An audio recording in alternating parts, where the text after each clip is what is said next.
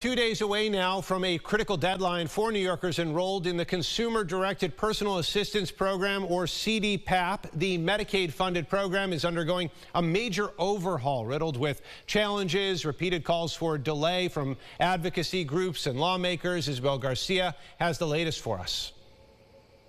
The State Department of Health is holding strong on an April 1st deadline for folks in the Consumer-Directed Personal Assistance Program, or CDPAP, to make a switch over to the single state-selected fiscal intermediary, Public Partnerships, LLC.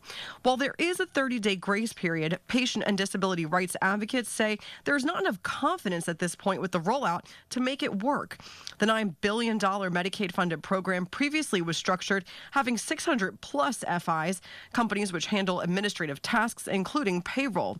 In Albany Tuesday, Assemblymember Josh Jensen, the senior ranking member of the Health Committee, was joined with colleagues in the Republican conference to amplify calls for a delay. He, along with Senator Pat Gallivan, recently submitted new legislation for introduction, which he describes as quite simple, crossing off April 1st and replacing it with July 1st. The transition to a statewide FI may work. It may save $500 million in the long run. There may be bad actors in the field who have utilized it up until now as a personal profit-making endeavor.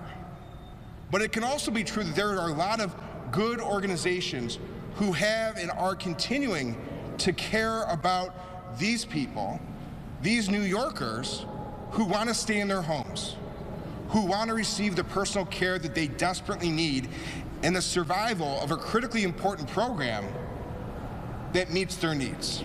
Following the DOH announcement Monday afternoon offering a grace period for the hundreds of thousands of participants and caregivers who still need to make the switch to PPL, State Senate Republican leader Rob Ort and other members of the Senate Republican Conference penned a letter to the U.S. Department of Health and Human Services requesting a federal investigation into the transition.